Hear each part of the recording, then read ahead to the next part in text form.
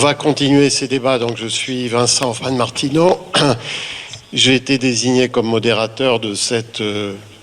c'est pas une table ronde, vraiment, de ce dialogue, ce dialogue de cet après-midi qui va porter essentiellement sur la Cisjordanie, dont on a parlé, qu'on a évoqué, mais je pense qu'il faut approfondir un petit peu la question de la Cisjordanie dans le cadre de ces journées.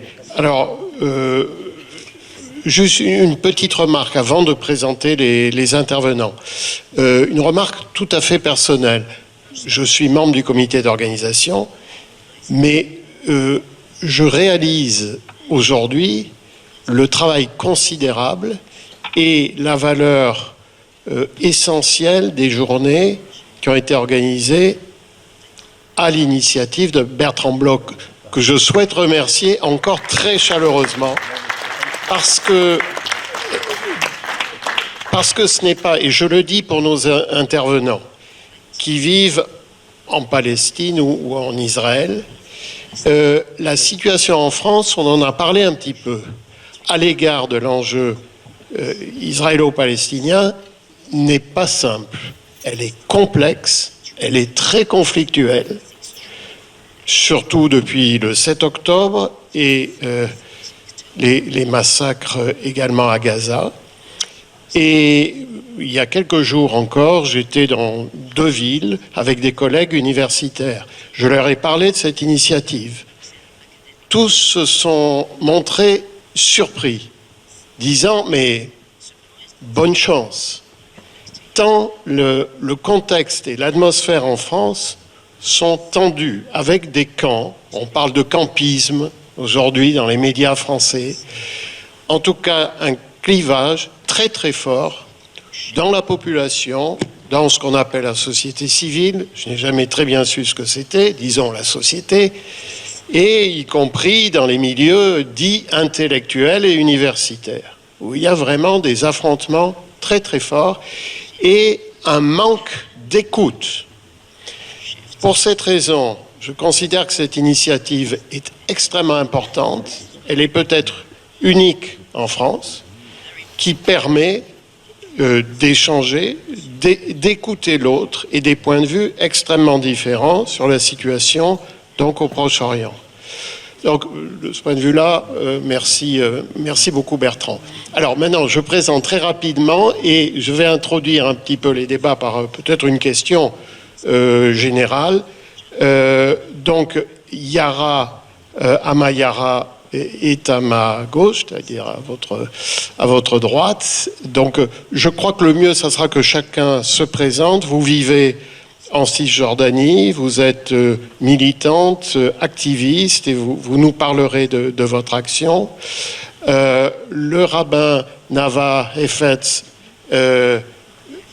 habite près de la Cisjordanie, à Jérusalem, voilà, ce n'est pas très loin.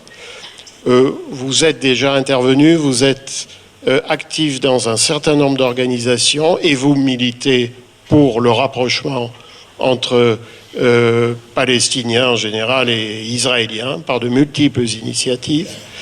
Et puis Gilles Alexandre, qu'il y a quelques années on aurait pu présenter comme le local de l'étape puisqu'il a vécu à Bordeaux, il est né à Metz et il est franco-israélien, vit tout près de la Cisjordanie et à 300 mètres et a une expérience lui aussi fondamentale, personnelle, très profonde du dialogue entre Palestiniens et Israéliens.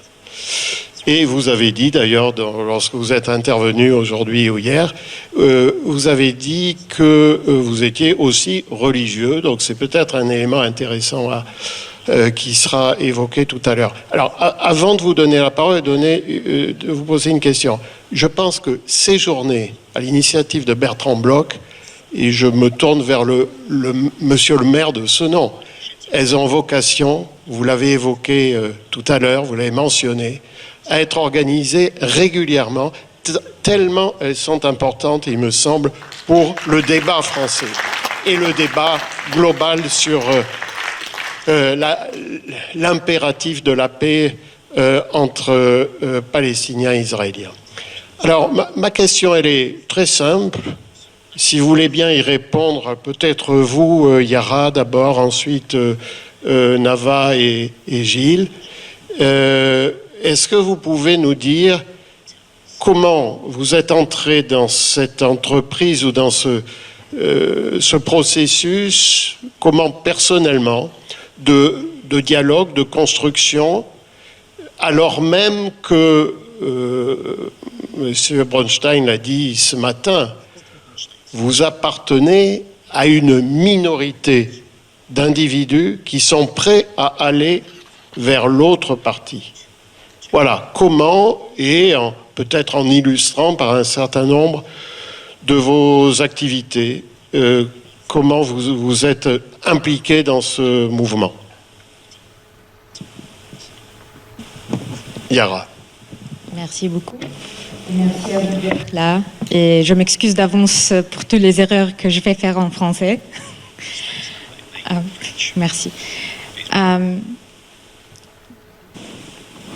Je ne sais pas en fait où commencer à répondre à vos questions. Je viens de Doura, Hébron. J'ai grandi toute ma vie sous l'occupation. Et la première fois que j'ai compris ça veut dire quoi de bouger en liberté, d'être en sécurité et de sentir en sécurité, de dire que je suis palestinienne, d'aller, de faire les choses, d'aller à l'école sans peur. C'était quand j'ai fait un an d'échange aux États-Unis. C'était la première fois que je comprends ça veut dire quoi de conduire entre une ville et l'autre sans être arrêté, sans devoir passer par des portails, sans devoir voir les soldats qui nous demandent des cartes d'identité, qui nous agressent, qui nous harassent parfois. Et sans avoir deux routes séparées, un pour les colons et l'autre pour les Palestiniens ou les résidents, les citoyens. Et quand j'ai compris, ça veut dire quoi de vivre comme ça. Je voulais que tout le monde dans Palestine l'expérience. Et j'ai devenu engagée dans le dialogue de peace building, de parler à l'autre, de savoir c'est quoi les Israéliens, le judaïsme et tout. Parce qu'avant, c'était que les soldats et les colons qui étaient l'image de Israël et du judaïsme pour nous. Et j'ai devenu engagée militante en peace building pendant 7 ans. Et pendant mes adolescences, je travaillais, je parlais avec les autres. Et pendant tout ce temps-là, j'ai construit des relations avec les autres, les Israéliens qui sont devenus ma famille, mes amis très proches. Mais c'était pas assez à la fin, parce que quand on se voit, on se rencontre, on parle, on discute la politique, les solutions, l'activisme. Moi, je dois revenir chez moi et traverser les checkpoints, et eux, ils prennent la voiture et ils rentrent chez eux normalement. Donc pour moi, c'était pas juste assez de faire de dialogue, de parler avec l'autre et de comprendre c'est quoi l'autre. Il faut aussi prendre l'action sur le terrain pour directement changer la vie des gens. Et c'est pour ça que j'ai décidé de ne pas être engagée dans le peace building, parce que maintenant je ne sais pas c'est quoi la paix. Je ne comprends pas. J'ai jamais vécu de peace, ni de peace building. La paix pour moi c'est quelqu'un, c'est une personne, c'est Nava. C'est mes amis israéliens qui ont refusé d'aller à l'armée. C'est les Palestiniens qui se battent pour la paix, mais la paix comme existence, comme un state like a state of existence, of life, je comprends pas c'est quoi. Et Et maintenant, je préfère d'être engagée dans les projets qui ont de l'impact direct sur le terrain, et surtout pour les enfants à Gaza et partout en Palestine. J'espère que j'ai répondu à vos questions. Très très bien, merci beaucoup. Nava. Je voudrais faire quelques petites remarques. Tout d'abord, quand j'ai lu ce qu'on a écrit dans le petit fascicule, on parle de droit de l'homme. Il n'y a pas de droit de l'homme, il y a le droit de la personne humaine. Ça, c'est premièrement. Et moi, je lutte pour les droits de la personne humaine, qu'elle soit palestinienne, qu'elle soit israélienne, qu'elle soit ouïghour, qu'elle soit soudanaise. C'est pour ça que je lutte. J'ai commencé à militer, en fait, après la guerre de Kippour. Je suis sortie de la guerre de Kippour après 2 ans et demi de l'armée, et qui était un tremblement de terre. Beaucoup de mes amis du lycée qui sont restés dans les dunes du Sinaï ou au Golan, enfin ils sont restés, ils sont partis, ils sont morts, tués. Et c'est là où la première fois, je me suis posé la question, est-ce qu'il n'y a pas de l'autre côté un partenaire avec qui on peut discuter? Et c'est là où j'ai commencé mon cheminement. J'étais très active dans les manifestations de paix maintenant. C'est là, en fait, c'est la première organisation dans laquelle j'ai vraiment milité. Et j'ai été tabassée par la droite israélienne dans les rues de Tel Aviv parce que je tenais un stand et je faisais signer les gens qu'il fallait absolument arriver à un accord avec l'Égypte. C'était juste avant Camp David, le premier Camp David avec l'Égypte. Et je ne vais pas vous raconter tout le parcours, mais je veux m'attarder sur une phase de mon activité. J'étais ordonnée rabbin en 2006 parce que j'ai compris qu'il fallait une figure spirituelle qui parle du conflit israélo-palestinien, qui acte pour faire prendre la conscience des Israéliens qu'on n'est pas obligé de vivre comme ça en guerre tout le temps, que notre tradition juive est une tradition humaniste et qu'il faudrait absolument suivre cette tradition humaniste qui dit que quiconque détruit une vie, c'est comme si elle détruisait tout un monde. Et quiconque sauve une vie, c'est comme si qu'elle sauvait ou il sauvait tout un monde. Parce qu'en chaque être humain, il y a un potentiel de devenir tout un monde. Et en faisant mes études de rabbinat, une organisation qui s'appelle les Rabbins pour les droits humains m'a demandé de venir être la directrice éducative et interconfessionnelle. Et en fait, c'est là où j'ai commencé à sillonner la Cisjordanie. Parce que jusqu'à ce moment-là, c'était très stérile, c'était très intellectuel. Il y a un conflit, je lis des articles, je reçois des données. Mais là, pour la première fois, j'ai été vraiment confrontée avec l'occupation. J'ai compris qu'est-ce que ça veut dire l'occupation. La majorité des Israéliens ne comprennent pas ce que c'est l'occupation. La majorité des Israéliens ne comprennent pas que si moi je suis arrêtée, on peut me garder seulement 24 heures en arrestation, mais si un Palestinien est arrêté, ça peut être des mois qu'il est arrêté. C'est là où j'ai compris que l'occupation, en fait, elle touche chaque moment de la vie des Palestiniens qui vivent en territoire occupé. Et là, on a commencé à lancer plusieurs campagnes.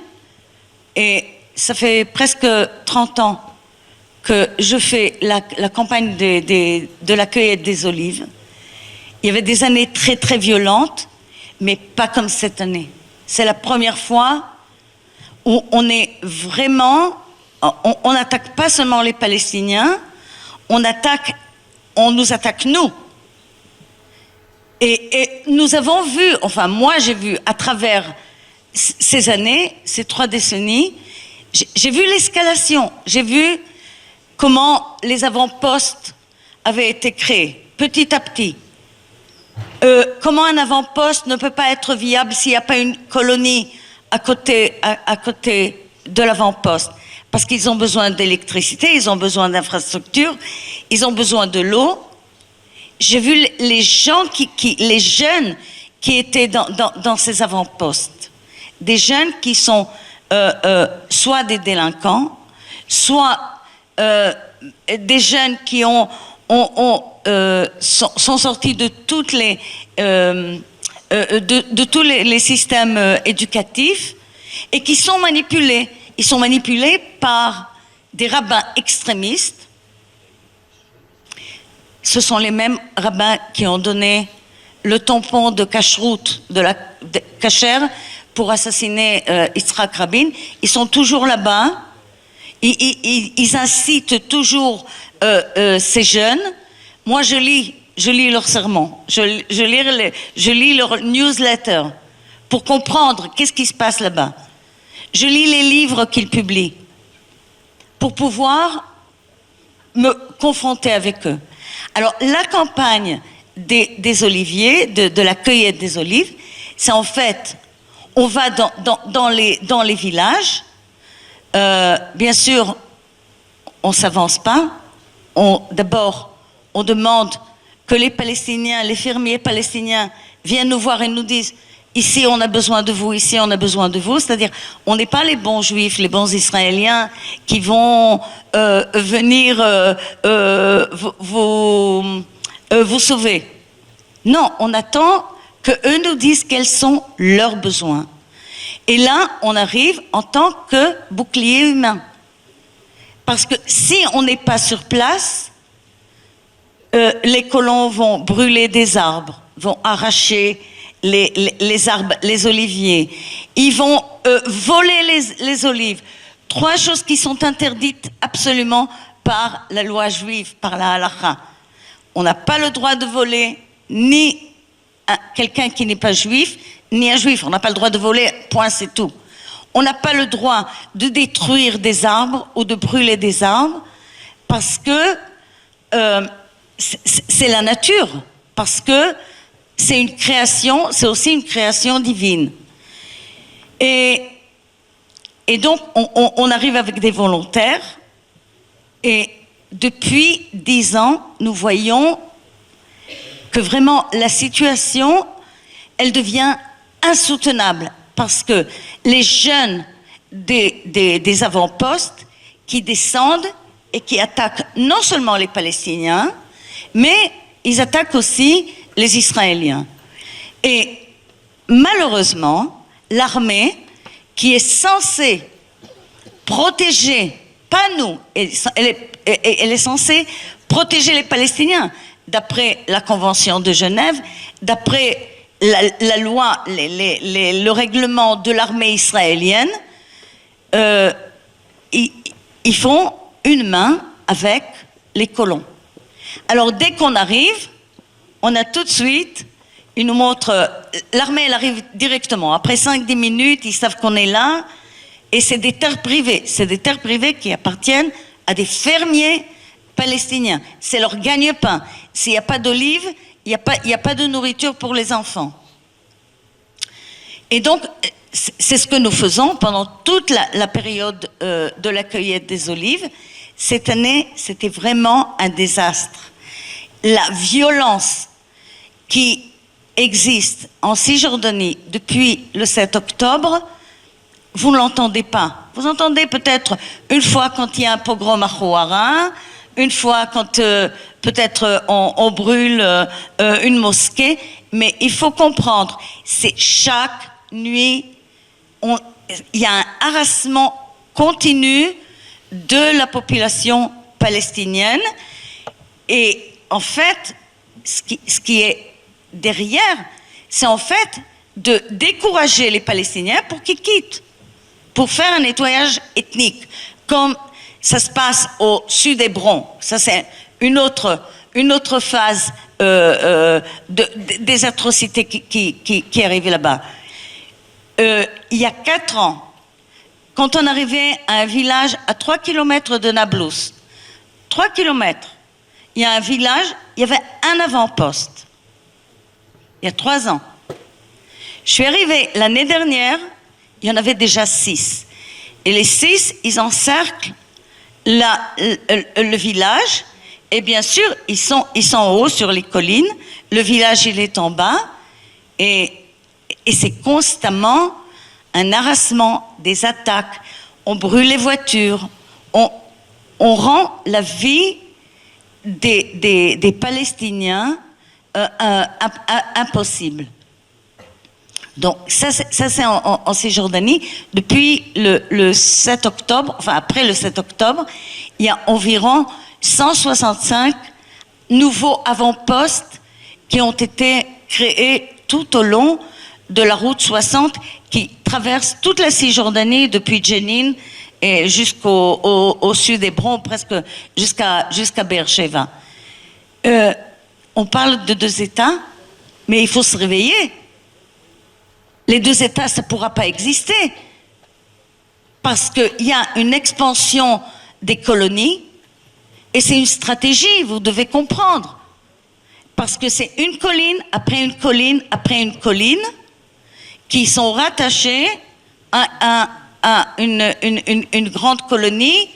Alors, c'est vraiment, il y a ici un jeu de vocabulaire. Alors, certains parlent de... Il y a les colonies légales et il y a les colonies illégales. Mes amis, toutes les colonies sont inégales.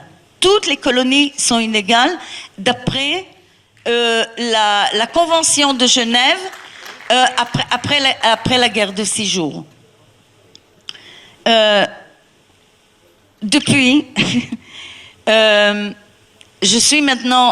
travaille avec plusieurs organisations et j'essaye vraiment de faire des actions sur le terrain. C'est-à-dire, ça suffit de parler. Il faut maintenant passer à l'action. Et l'action, c'est aider la société civile palestinienne de se reconstruire. Et si on ne fait pas ça maintenant, on ne pourra pas avoir de 2 États. Toute la région du sud Hébron, il y a un nettoyage ethnique, personne n'en parle. Masfariata, c'est un cas, un seul cas. Et pourquoi il est arrivé tout le monde à la publicité? À cause de l'Oscar. Mais il y a des dizaines de Masfariata comme ça, au sud Hébron. Des dizaines. Et ça n'a pas commencé avec Masfariata. Ça a commencé en 1999, avec l'évacuation de 12 villages. Mais personne n'en parle. Et personne ne veut mettre les mains vraiment profondément dans le conflit et résoudre et arrêter la colonisation. Mais personne ne veut le faire. C'est très gentil de la part de Macron de déclarer un État palestinien.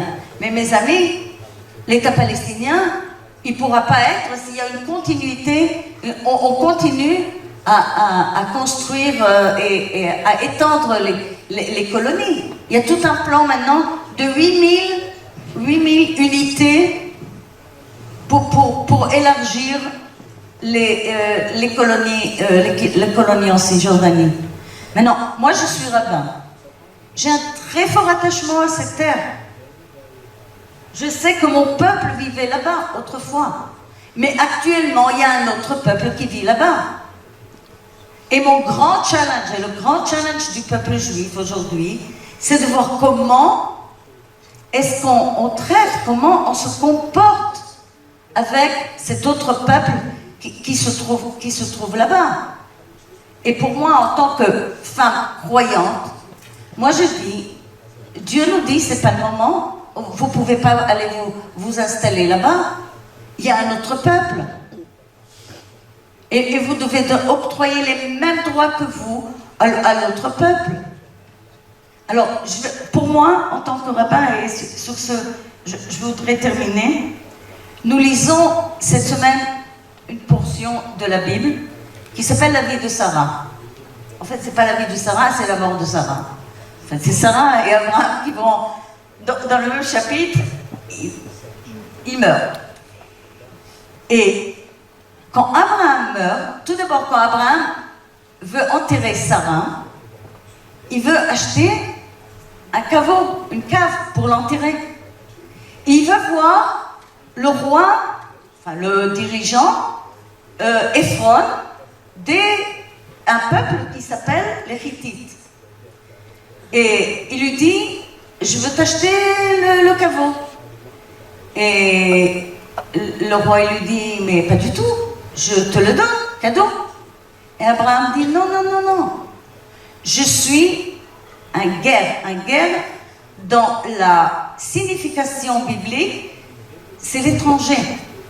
Je suis étranger, je suis un résident parmi vous. Alors que, souvenez-vous, je ne sais pas, je parle à un public laïque peut-être, mais quelques temps avant, Dieu lui promettait toute la terre à toi, à tes descendants, à tes descendantes, à tes descendants, il n'a pas dit descendantes. Nous on ajoute ça. Alors Abraham, le père fondateur du peuple juif, qui dit à Ephron, je suis un résident parmi vous, je suis un étranger, alors que Dieu lui promet la terre. Ça vous montre, premièrement, à quel point Abraham est humble, d'une part, et à quel point il comprend qu'il y a là-bas un autre peuple. Et s'il veut enterrer sa femme, il doit acheter. Il veut pas de cadeau, il veut acheter. Il veut avoir la propriété. La deuxième histoire qui apparaît dans cette paracha, c'est la mort d'Abraham. Et je vous dis, dans l'histoire de nos patriarches et de nos matriarches, c'est une des familles dysfonctionnelles. Parce qu'il y a une dispute entre Sarah et Agar, les deux frères sont séparés, mais quand il faut enterrer Abraham, il y a une réconciliation entre Abraham et Ishmaël. Et s'il y a une réconciliation, Yitzhak et Ishmaël, il y a une réconciliation et les deux enterrent leur père.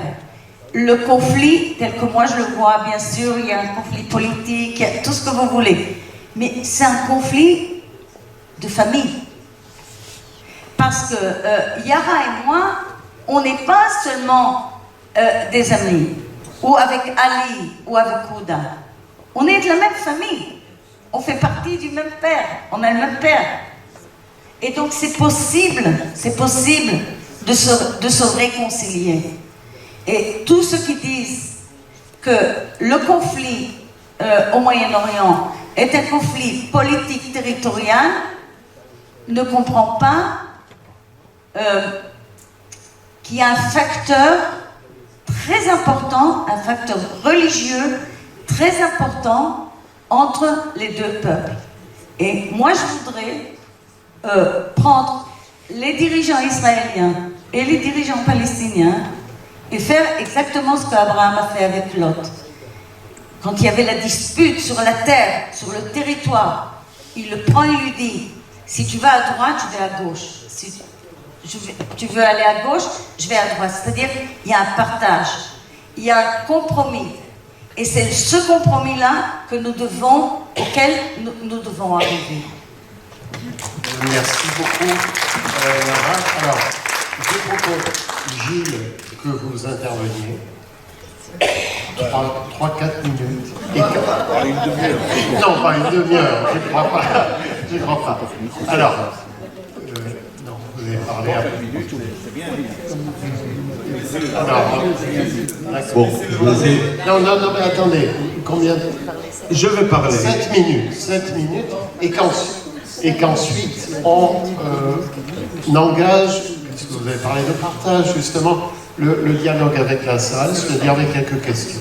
Je ne veux pas vous brider, vous censurer, Gilles, loin de moi cette idée-là. Mais malheureusement, le temps est limité, donc à peu près 7 minutes. Bon, j'ai compris. Croyez-moi, j'ai compris. Je vais commencer par ce que Nava a terminé. Tout à l'heure, à mon stand, il y a une jeune fille musulmane qui m'a accosté, qui habite à Bordeaux. Elle m'a dit, vous savez, mon premier fils, j'ai décidé de l'appeler Ismaël Isaac. Alors, pour moi, ça a été quelque chose d'absolument extraordinaire. Donc, je suis né à Metz, il y a 72 ans. J'ai fait mon bac, ma terminale à Bordeaux. Je suis né quatrième d'une famille de 5 enfants, d'une famille juive, traditionnaliste, laïque, passionniste. Et comme un merveilleux échec pédagogique de mes parents, les 5 enfants sont devenus pratiquants, sionistes et habitent en Israël. J'ai fait mon alia en 1970 après que je me suis lié au mouvement Bnei Akiva. Je suis arrivé dans un kibbutz dans la vallée de Beth Shean et la question qu'on m'a posée dès que j'étais militant, je peux dire que je suis militant dès le début parce que quand je me suis rapproché du judaïsme, c'était à l'époque où je devais choisir en 68 entre Cohn-Bendit et le sioniste religieux, j'ai préféré le sioniste religieux. Mais pour moi, le sionisme religieux, c'était d'abord le message de Lévinas, être juif, c'est reconnaître l'autre. Deuxièmement, le sioniste, être religieux, c'est d'abord que la jeunesse commence, que tous les hommes sont égaux.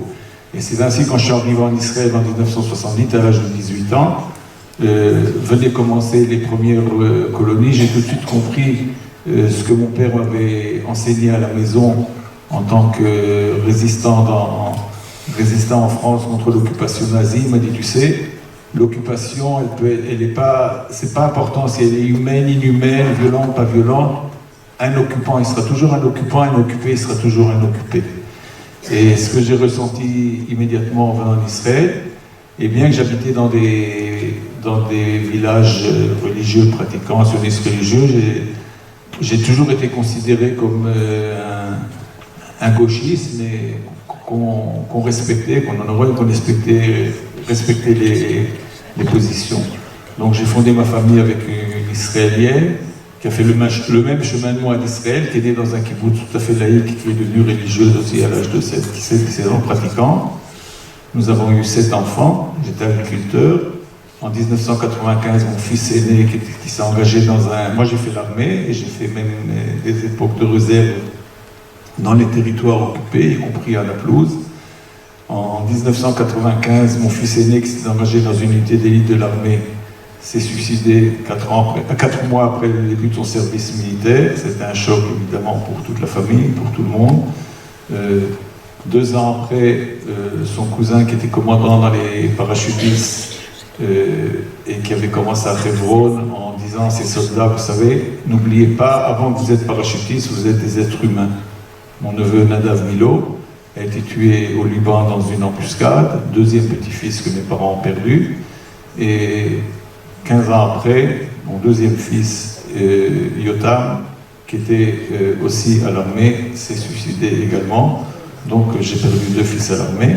J'ai continué toujours à militer pour la paix. Et quand j'ai pris ma retraite, comme j'habite, comme je vous l'ai dit aujourd'hui, très au nord de la Cisjordanie, j'ai commencé à militer sur le terrain dans deux possibilités. La première organisation que j'ai participé, c'est aider les Palestiniens, spécialement les enfants arrivés à l'hôpital où ils sont soignés en Israël. On les prend du checkpoint et on les amène à l'hôpital, d'autres les ramènent. Il y a plus de 2000 volontaires qui prennent tous les jours entre 40 et 50 malades palestiniens et les amène et les ramène des hôpitaux. Je fais ça depuis 10 ans, une fois par semaine à peu près. La deuxième organisation, je suis membre directeur des familles endeuillées palestiniennes israéliennes, qui disent que là, en fait, le message, c'est que pour nos enfants, on ne veut plus la violence, on ne veut plus vivre dans la terreur, on ne veut plus vivre dans la revanche, on veut vivre normalement. Et c'est pour ça que bien que le drame que nous avons eu dans nos familles, on ne veut pas s'en servir pour se venger. Dans cette association, elle a eu de nouveaux participants depuis le 7 octobre, y compris des familles dont les parents, les frères, les grands-parents ont été assassinés sauvagement par le Hamas le 7 octobre, se sont rajoutés à cette association, et y compris des Palestiniens, dont une Palestinienne, par exemple, dont la famille, toute sa famille de sa sœur a été sauvagement bombardée et détruite à Gaza. Donc c'est des gens qui disent il faut vivre dans l'espoir, dans l'avenir et pas regarder sur le passé. La troisième organisation que je participe activement, et ça je vais en parler plus longtemps, c'est à peu près parallèle à ce que Nava a dit, mais c'est défendre les bergers qui habitent à un quart d'heure, 20 minutes de chez moi, au nord de la Cisjordanie. C'était une région, je suis il y a 10 ans, la région, je peux dire, la plus calme de toute la Cisjordanie. Il n'y avait jamais d'attentats, il y avait même des vieilles colonies qui vivaient tout à fait en paix avec ces bergers. Ces bergers, c'est des gens les plus faibles qu'il puisse y avoir, parce qu'ils vivent dans des tentes, dans des conditions très difficiles, mais ils aiment leur métier. Ce qu'ils pensent, la seule chose qu'ils pensent, c'est travailler pour vivre, pour nourrir leurs enfants et donner une éducation à leurs enfants. Depuis 10 ans, parce que, comme Nava vous l'a expliqué, il y a de nouvelles implantations sauvages tout autour de ces bergers, dont le seul but, c'est donc de les faire partir, de faire une épuration ethnique dans ces territoires. Et nous prenons passivement la défense. Nous allons jour et nuit, nous sommes une organisation qui allons jour et nuit essayer de défendre contre les assauts des bergers. C'est pas toujours facile.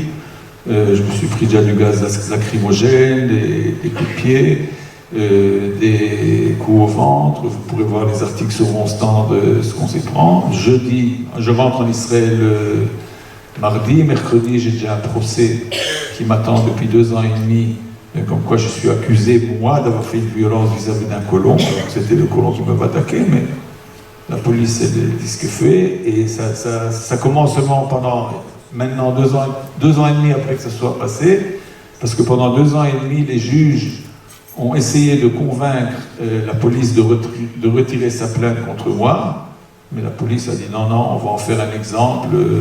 Gilles, il a écrit sur mon acte d'accusation que je suis dirigé par des sentiments de haine et que je suis un danger pour tout le public. Alors, je dois dire que quand j'ai donné à mes amis, parce que j'ai des amis dans des colonies, et j'ai des amis de droite, j'essaie de garder le dialogue avec tout le monde. Quand je leur ai expliqué comme quoi j'étais accusé, ils m'ont tous dit « Bon, on va mettre à témoigner que toi, tu es le plus non-violent qu'on a jamais connu. » Enfin, ça n'intéresse pas la police de Belleville.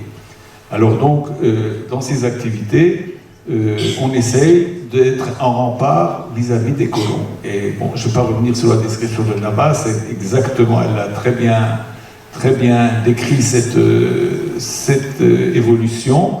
Et aujourd'hui, c'est de plus en plus difficile. Il y a des agressions le jour, il y a des agressions la nuit. Ils tuent les moutons, ils coupent les fils électriques, ils coupent tout ce que vous voulez. Et ils nous cognent, nous aussi, bien entendu, ils cognent aussi les bergers.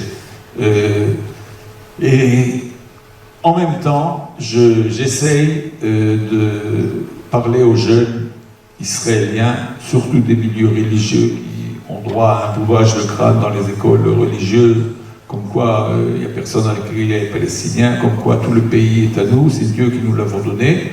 Par exemple, quand des jeunes de 16 ans m'ont assailli en me disant enlève ta kippa parce que tu n'as pas le droit d'être juif, et cette terre, elle est uniquement à nous. Alors je dis que c'est qui a décidé qu'elle était à nous. Elle dit c'est Dieu qui nous l'a donnée, mais on ne veut pas d'Arabes ici, et donc full camp ici. J'essaie de leur faire un autre message, et je passe dans les différentes écoles, les différents instituts religieux pour leur parler.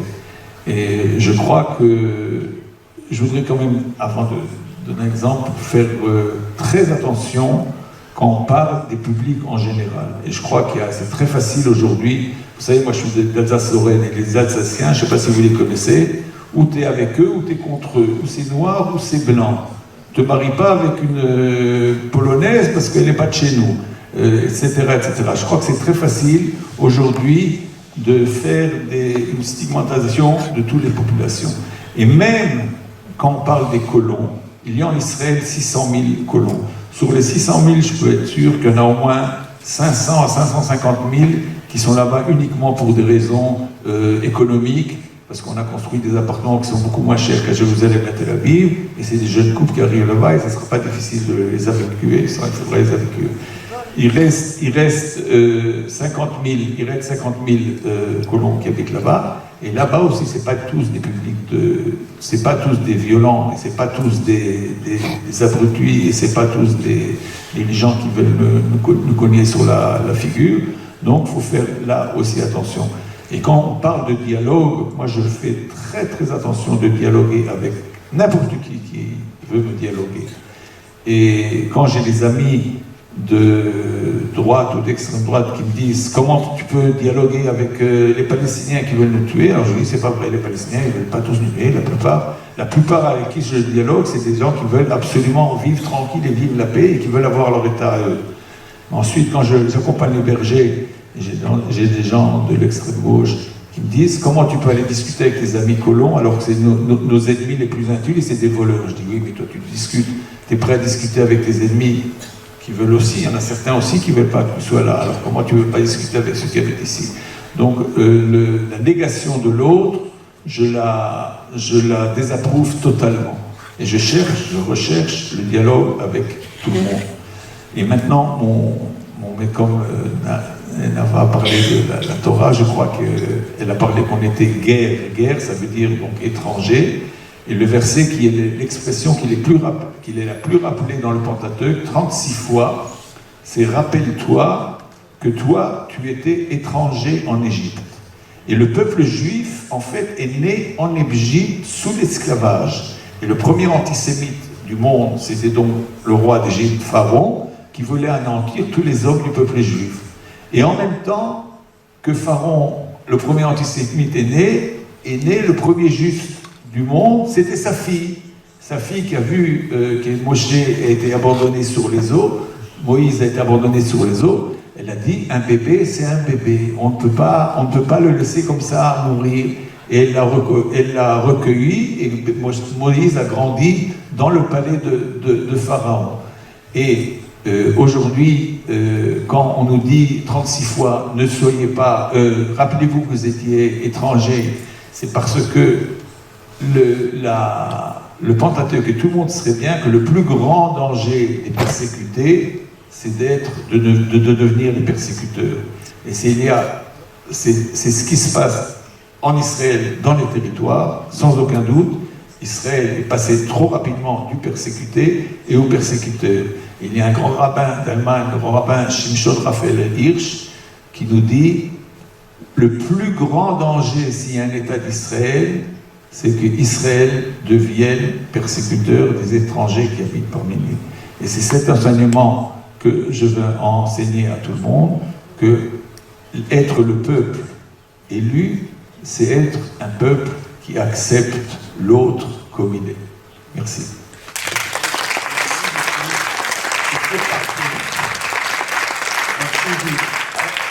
Alors, je propose maintenant que... Mais beaucoup de voix se sont élevées il y a longtemps en Israël, de très grandes voix, pour proposer qu'il y ait une séparation entre le politique et le religieux en Israël.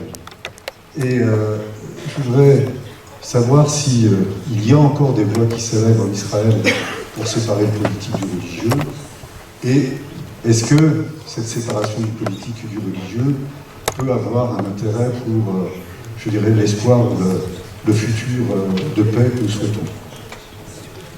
Merci. Une deuxième question? Y en a-t-il?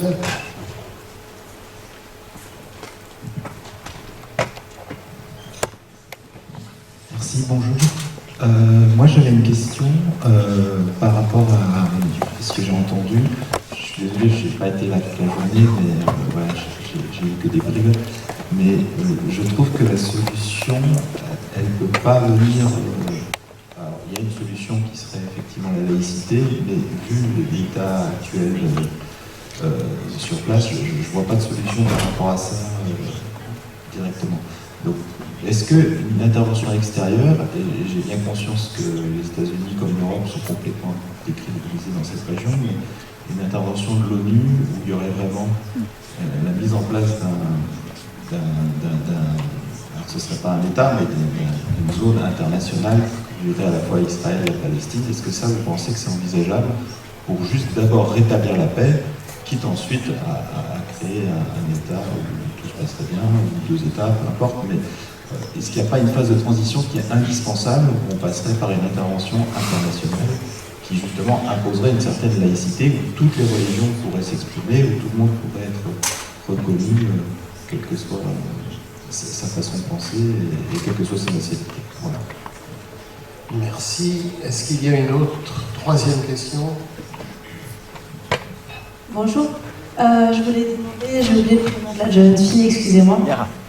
Yara. Je voulais te demander, en tant que jeune palestinienne, quel est ton espoir en politique de ton côté et voilà, comment tu vois cet espoir au niveau politique? Yara. À cette question, peut-être à la précédente aussi.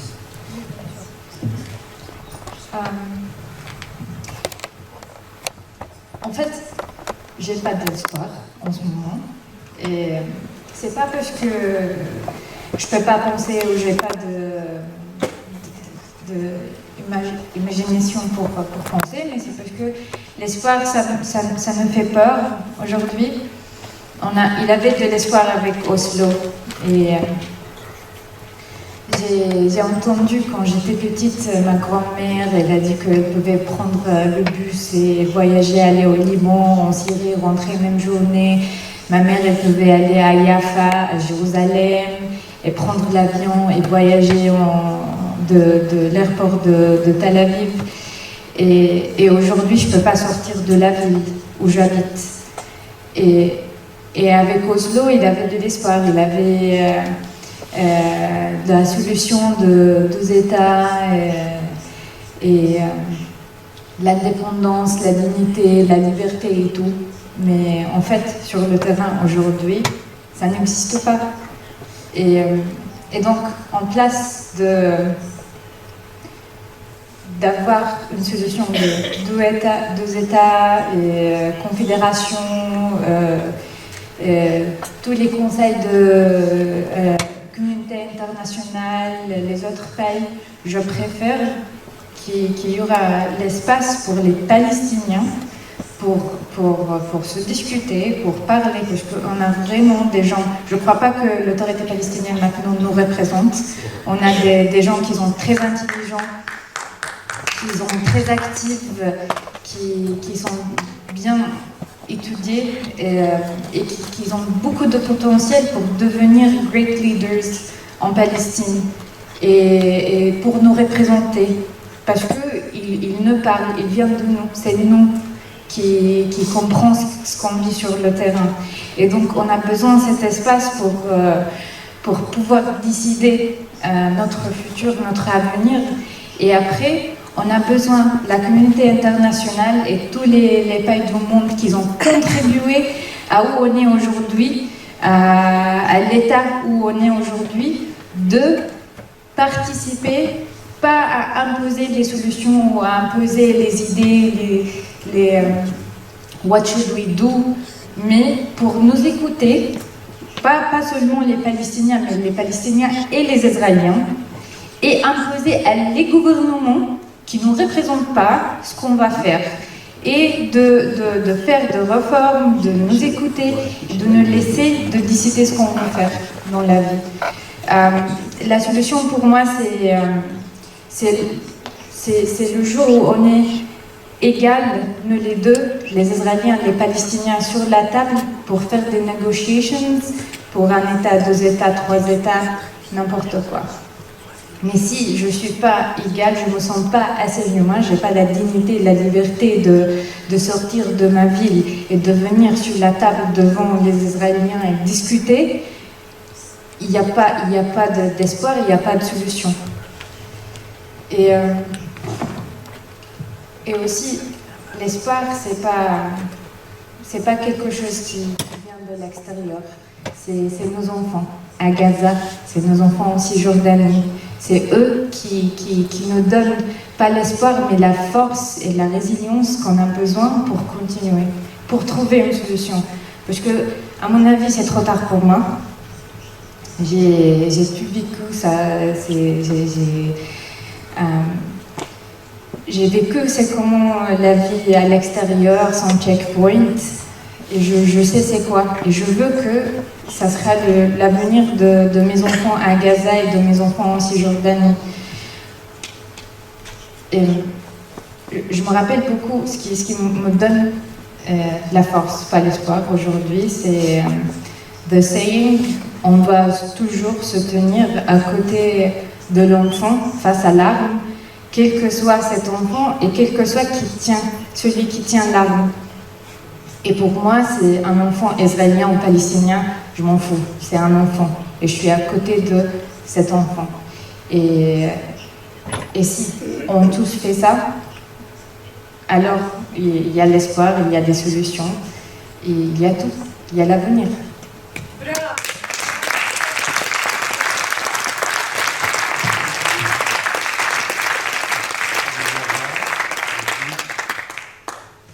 Yara, le désespoir n'est pas un programme de travail. Ok? Écoutez, je ne sais pas si on peut aujourd'hui séparer la politique de la religion. Parce que si vous analysez les partis au Parlement israélien, vous voyez qu'il y a 19% de partis ultra-orthodoxes. Il y a des partis orthodoxes nationalistes, ce qu'on appelle, et ces partis œuvrent pour leur communauté. C'est les partis ultra-orthodoxes qui veulent faire des lois pour avoir le pouvoir au niveau religieux, étant donné qu'il n'y a pas de séparation entre l'État et la religion en Israël. Nous, ce qu'on lutte, en tous les cas, les courants libéraux, que ce soit les conservateurs ou les progressistes, les réformistes, c'est de faire une séparation entre l'État et la religion. Quand moi je marie un couple, le mariage n'est pas reconnu par l'État. Mon fils a dû partir en France parce qu'il est de nationalité française pour se marier civilement. Le mariage civil de mon fils en France est reconnu par l'État d'Israël, mais un mariage un mariage juif qui est la même chose. Okay? Il y a une différence. L'homme n'achète pas la femme. Il y a la ketouba, l'homme n'achète pas la femme dans le contrat de mariage. Mais c'est la même chose. C'est exactement le même mariage. C'est un mariage juif. Notre mariage n'est pas reconnu par l'État d'Israël. Donc ça, c'est par exemple quelque chose que, en plus de l'activisme du conflit pour la paix, pour la réconciliation, on œuvre aussi, on fait appel à la Cour suprême pour changer cette réalité où l'État et la religion ça fait un, il n'y a pas de séparation. Donc ça c'est... mais séparer la politique de la religion, actuellement, moi je ne vois pas, peut-être que Gilles a une autre opinion, moi je ne vois pas aujourd'hui comment on peut faire ça. Une séparation internationale. Écoutez, comment dire, on a vu ce film plusieurs fois. On l'a vu en 49, après les accords de Rhodes, où il y avait une séparation de 3 km des fois tout au long de la frontière israélienne et la Jordanie, puisqu'on ne parlait pas à l'époque du tout de Palestiniens. Et c'était 3 km où il y avait les casques bleus. C'était au Sinaï, c'était en Syrie, c'était tout au long de la Cisjordanie. Le 6 juin 67, ils se sont évaporés. Deuxième exemple, les UNIFIL qui devaient censés séparer entre le Hezbollah et Israël dans la frontière libanaise, qui n'ont pas fait leur travail. Ils n'ont rien séparé. Hezbollah est arrivé jusqu'à la ligne mauve, ce qu'on appelle la frontière entre Israël, et elle est descendue du fleuve du Litani. Donc, ça ne sert pas. Je ne suis pas contre. Je crois que c'est nécessaire. C'est nécessaire une séparation temporaire, mais ça dépend comment on l'a fait. Le 9 novembre 2023, un mois après le 7 octobre, un mois et 2 jours, j'étais invitée pour rencontrer Macron à Paris lors de la conférence de Paris. Et deux choses que je lui ai dit. Il faut faire deux choses. C'était en pleine guerre de Gaza. Nous, on commençait à recevoir des informations de Gaza même, des collègues avec qui on travaillait. Et j'ai dit, il faut créer une force armée. Pas des gens de Fidji ou des soldats, enfin c'est même pas des soldats, des îles, je sais pas où, dans l'Atlantique. Il faut vraiment créer une force internationale qui rentre à Gaza et qui arrête ce carnage de ce qui se passe là-bas. Ça c'est premièrement. Et le deuxième chose que je lui ai dit, c'est qu'il faut maintenant, on était en pleine guerre, la guerre venait de commencer, il faut commencer à réfléchir à un plan Marshall. Le plan Marshall comme il y avait après la Deuxième Guerre mondiale, qui a reconstruit toute l'Europe après la Deuxième Guerre mondiale. Et je dis surtout, il faut faire pression sur le gouvernement de Netanyahou. C'est interdit. D'après les lois de guerre dans le judaïsme, et dans l'islam c'est la même chose, il est interdit de tuer des femmes, des enfants, des vieux et des personnes handicapées. Et ça c'est les quatre choses qu'il fallait. Et je pense que vraiment la communauté internationale, et Ofer Bronstein qui rigolait et qui me disait tu as le téléphone de cette communauté internationale. Aujourd'hui, je lui ai dit, je vois que tu l'as reçu finalement. Je te l'ai envoyé il y a 2 ans, maintenant tu l'as reçu. C'est très bien. La communauté internationale, elle a un rôle crucial. Mais il faut être courageux. Et il faut payer des prix. Parce que Yara et moi, nous, on paye des prix différents. Yara, elle paye beaucoup plus de prix que moi. Moi, je suis traitée en tant que traître. La moitié de ma famille ne veut pas. Comment dire? Je m'en fous. Moi, je sais ce que je fais et je sais que ce que je fais est juste. Mais la communauté internationale doit se réveiller. Et si elle ne se réveille pas, demain, c'est l'explosion dans la Cisjordanie. Maintenant, on dit all eyes on Gaza. Tous les yeux sont virés vers Gaza. Demain matin, tous les yeux seront visés vers la Cisjordanie. Parce que l'explosion, elle est imminente. Elle va arriver. Et nous le savons. Même dans la deuxième intifada, il n'y avait pas autant de checkpoints. 900 checkpoints. Et j'ai vérifié ce chiffre parce que je me suis dit, c'est pas possible. C'est pas possible.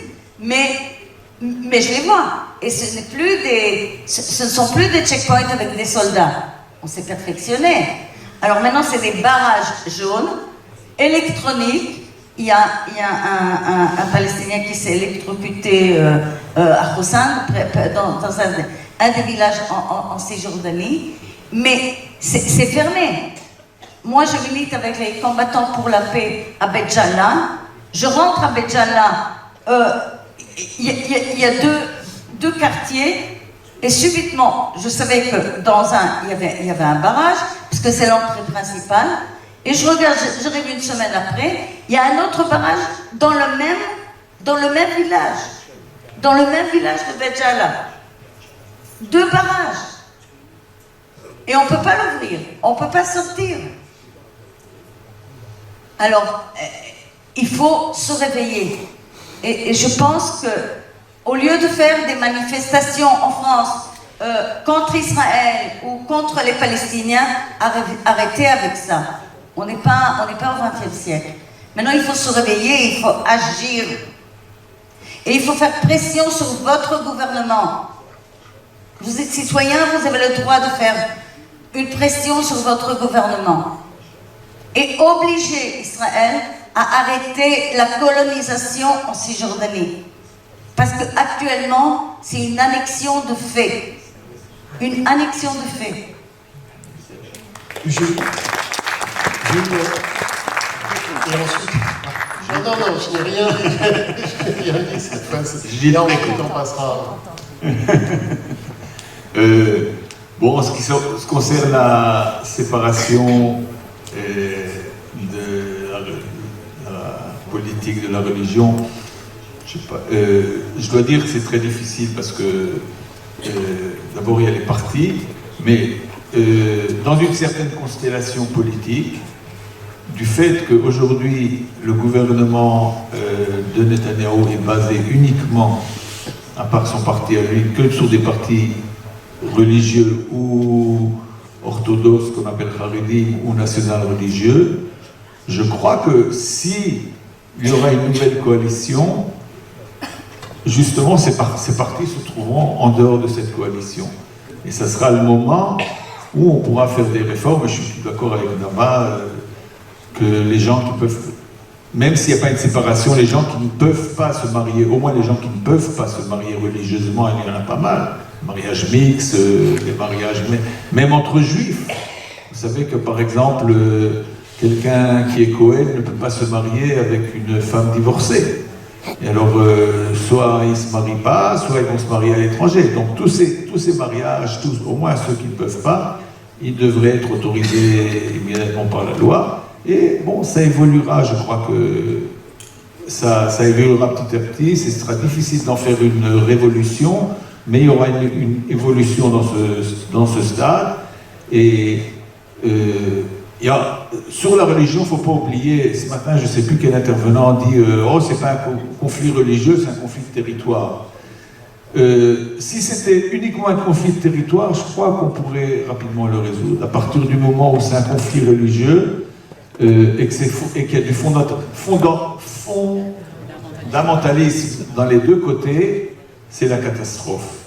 C'est-à-dire que bon, l'idéologie de l'islam fondamentaliste, c'est que tout le monde soit islamique et que l'État juif n'existe pas. Et l'idéologie du fondamentalisme juif, c'est que le grand Israël, qu'il n'y ait aucun musulman sur le grand Israël. Je peux vous raconter une anecdote. À 17 ans, quand je n'étais pas en Israël et que je commençais à aller à ce mouvement juif religieux, un copain à moi, qui est venu ensuite en Israël, a écrit un article dans le journal du mouvement en disant « Bon, maintenant, après la guerre des 6 jours, enfin, on peut réaliser notre rêve du grand Israël et détruire toutes les mosquées et détruire toutes les églises. » Alors moi, je me suis directement adressé à un rabbin orthodoxe, pour lui demander des textes. Je n'étais pas suffisamment érudit. Aujourd'hui, je suis pas tellement érudit, mais enfin, à l'époque, j'étais encore moins érudit dans le judaïsme, pour lui demander des sources, pour lui répondre. Mais c'était, à l'époque, c'était quelque chose de curieux. Aujourd'hui, il y a des jeunes qui le disent, pas seulement des jeunes, des ministres. Des ministres du gouvernement disent qu'il faut que l'État, le Grand Israël, soit nettoyé de tous les musulmans. Et ça, c'est absolument inadmissible.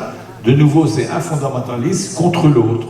Donc, c'est quand même très important. Et il faut ramener ça au sens de politique. Maintenant, quelle est la solution? J'ai beaucoup aimé Yara. Je crois que Yara, ce qu'elle a dit, en fait, un enfant, c'est un enfant, des larmes, c'est des larmes, le deuil, c'est le deuil, une maman, elle a mal chez tout le monde. Et si on parle de texte de la Torah, j'ai une interprétation assez originale de quand, vous savez que quand Sarah demande à Abraham de révoquer Ishmaël et sa maman Agar, Abraham refuse. Et à ce moment-là, Dieu lui dit, écoute ta femme, ce que femme veut, comme on dit chez nous. Et finalement, juste après, il y a le sacrifice d'Isaac, et juste après, il y a la mort de Sarah. Et les commentateurs disent, Sarah est morte de regret, elle croyait qu'Abraham était allé sacrifier son fils. Et je crois que quand Dieu lui dit à Abraham, écoute ta femme, elle saura plus tard, comme mère, ce que c'est de perdre un fils. Et chaque mère qui perd un fils, c'est le même chagrin. Et c'est comme on fait dans notre association, si tous les endeuillés du monde pouvaient se réconcilier et dire ça suffit la guerre, c'est pas la solution, il n'y a pas de vengeance, nos enfants, nos petits-enfants ont droit de vivre en paix, alors on trouverait une solution. Ça peut être 2 États séparés au début, ça peut être un État cantonné, comme il y en a beaucoup qui en parlent, avec des cantons musulmans et des cantons juifs et des cantons israéliens, etc., etc. La solution, quand on est assis sur une table à égalité, ce que Yara a dit, toute solution est possible. Si on parle, c'est la devise de notre mouvement, Im Medabrim, Lo Nilchamim. Si on parle, alors on ne se bat pas. Merci beaucoup. C'était extrêmement enrichissant. Merci à vous trois. Je crois que maintenant nous passons au dernier débat de la journée. Merci infiniment. Merci à vous quatre.